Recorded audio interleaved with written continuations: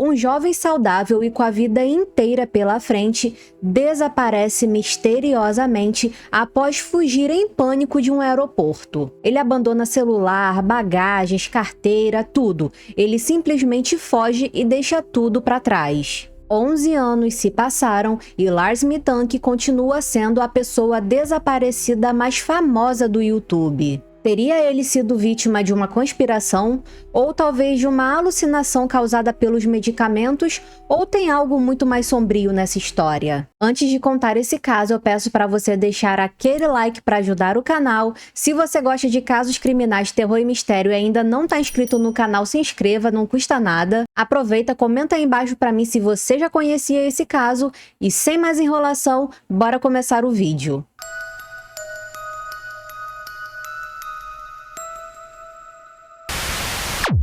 Lars Joachim Mittank nasceu em 9 de fevereiro de 1986 em Berlim, na Alemanha. Ele vivia na cidade de Itzehoe, onde passou toda a sua vida. O Lars era considerado um cara normal. Ele tinha muitos amigos, tinha uma namorada e trabalhava na usina da cidade. Ele era descrito como um cara muito família, ele sempre ajudava nas tarefas de casa depois do trabalho, principalmente depois que seu pai ficou doente por conta de um derrame. Lars gostava muito de futebol e torcia para um time alemão chamado Werder Bremen. Gente, eu não sei se eu pronunciei certo, tá? Mas eu vou deixar aí na tela para vocês. Ou seja, ele era um cara normal e com hábitos normais. No dia 30 de junho de 2014, aos 28 anos, Lars faria sua primeira viagem internacional. Ele e mais um grupo de 5 amigos de infância viajaram para Varna, na Bulgária, e se hospedaram em um resort chamado Gold Sands, na beira da praia. Até aí estava tudo normal. O Lars e os amigos curtiram a praia, foram em boates, jogaram futebol, estava sendo uma viagem normal. Até que no dia 6 de julho de 2014, um dia antes deles retornarem para a Alemanha, Lars e seus amigos estavam em um bar assistindo um jogo de futebol. O Lars acabou se envolvendo em uma discussão com um grupo de torcedores do Bayern de Munique. Mas foi só uma discussão, um bate-boca, a galera conseguiu ali acalmar os ânimos de todo mundo e ficou tudo bem. Mais tarde, naquela noite, Lars e os amigos saíram do bar e foram lanchar em um McDonald's, quando de repente os amigos perceberam que o Lars tinha sumido. Os amigos estranharam porque ele sumiu e não tinha dito para onde ia nem em que hora voltava. Os amigos estranharam, mas mesmo assim acharam que ele poderia ter voltado para o hotel, então eles terminaram de comer e voltaram para o resort. Na manhã seguinte, bem cedo, o Lars volta para o resort bem machucado e diz para os amigos que foi agredido por um grupo de 4 homens que foram contratados por aqueles torcedores que discutiram com ele no bar. Os amigos, vendo que ele estava bem machucado, levaram ele para o hospital e lá foi diagnosticado que ele tinha uma lesão na mandíbula e tinha rompido um dos tímpanos. E aquele era o dia de viagem de retorno deles para a Alemanha, era o dia 7 de julho. Mas por conta da lesão nos tímpanos, o médico disse que o Lars não poderia voar de avião porque poderia piorar a situação por conta da pressão causada pela altitude. O médico disse que o Lars deveria aguardar mais uns dias antes de viajar e receitou um antibiótico chamado cefuroxima. Os amigos do Lars ficaram muito preocupados com ele, queriam ficar com ele lá na Bulgária até que ele melhorasse e todos pudessem retornar juntos para a Alemanha. Só que o Lars não deixou que os amigos ficassem, ele insistiu para que todos eles retornassem para a Alemanha e que ele ficaria bem lá sozinho na Bulgária. Lars e os amigos fizeram um check-out no resort e os amigos foram em direção ao aeroporto para pegar o voo de volta para a Alemanha, enquanto o Lars foi se hospedar num hotel pequeno chamado Hotel Varna, que ficava perto do aeroporto. Um dos amigos do Lars disse que aparentemente ele estava bem, que ele estava tranquilo quando se despediram dele. Mas naquele mesmo dia, a situação mudou drasticamente. De dentro do hotel, o Lars ligou desesperado para sua mãe, sussurrando, dizendo que tinha pessoas querendo tirar a vida dele, que estavam perseguindo ele e que ela precisava cancelar todos os cartões de crédito dele. Ele também disse que não estava se sentindo seguro naquele hotel e questionou a mãe sobre aquele antibiótico que ele estava tomando. A mãe, é claro, ficou super preocupada porque ela nunca tinha visto o filho daquele jeito,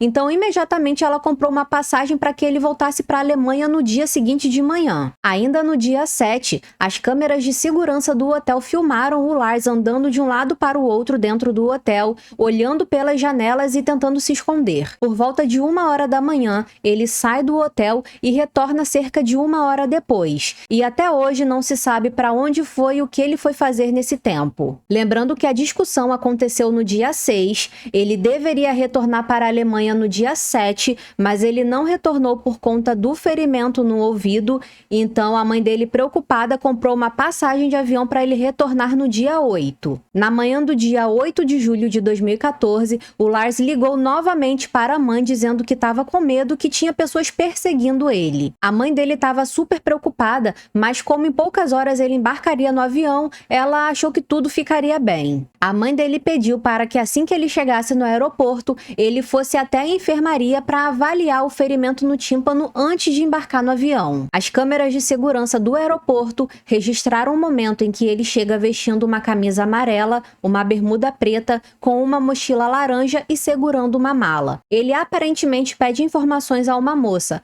provavelmente perguntando onde era a enfermaria, porque a câmera filma ele entrando na enfermaria do aeroporto. De acordo com o médico que o atendeu na enfermaria, o Lars estava com um comportamento paranoico e questionando sobre o medicamento que ele estava tomando. O médico disse para ele que ele estava bem e que ele poderia embarcar assim no avião de volta para a Alemanha. Só que nesse momento, um dos funcionários do aeroporto entra na enfermaria. E quando o Lars vê esse homem, o Lars entra em pânico. O médico disse que o Lars começou a tremer e começou a gritar, dizendo que não queria morrer ali, que tinha que sair dali. Então ele é visto pelas câmeras de segurança saindo correndo do aeroporto. As câmeras de segurança filmam o momento em que o Lars é visto saindo da enfermaria correndo, deixando para trás sua bagagem, carteira, celular, passaporte e tudo. Saiu correndo sem levar nada.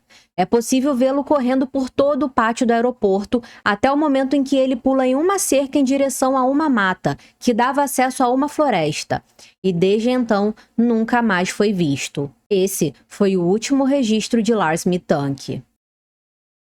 Nesse ano de 2025, completam 11 anos desde que o Lars sumiu misteriosamente. Para vocês terem noção, esse caso de desaparecimento do Lars ficou tão famoso que ficou conhecido na internet como a pessoa desaparecida mais famosa do YouTube. E é claro que existem várias teorias sobre esse caso e eu vou falar algumas delas para vocês. A primeira teoria é de que o Lars estava sofrendo de alucinações por conta do efeito colateral do cefuroxima. Mas os médicos dizem que esse tipo de efeito colateral é extremamente raro, a menos que ele tenha ingerido bebidas alcoólicas enquanto fazia uso do antibiótico. Então aí sim poderia explicar o comportamento paranoico dele. Mas, sinceramente, minha opinião de leiga, eu não acredito nessa teoria, até mesmo porque o efeito colateral duraria algumas horas, então depois que o efeito tivesse passado, ele voltaria para o aeroporto para pegar as coisas dele. Por que ele não voltou? Sei lá, acho estranho. A segunda teoria é de que o Lars possa ter tido uma concussão cerebral por conta da agressão que ele sofreu. E essa concussão causou alucinações e poderia explicar o comportamento psicótico dele. A terceira teoria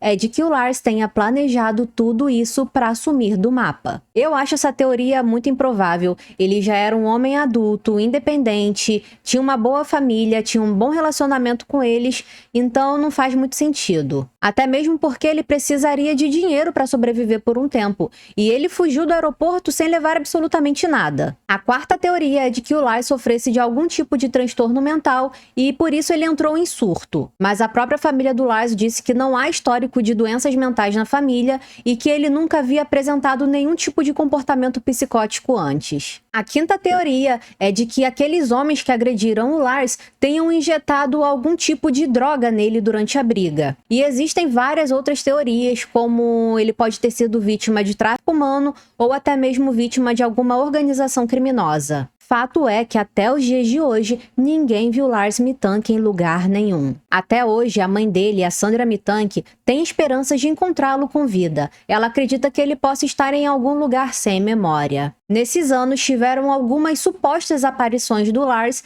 mas nenhuma confirmou que de fato era ele. Inclusive, uma aqui no Brasil no ano de 2016 em Porto Velho. Um homem muito parecido com Lars foi encontrado vagando pelas ruas sem identificação, mas a polícia descobriu que ele era um canadense que estava desaparecido há 5 anos. Esse caso me deixa muito intrigada, como uma pessoa consegue desaparecer nos dias de hoje sem deixar nenhum rastro, sem ser vista nunca mais em lugar nenhum. E eu quero saber de você.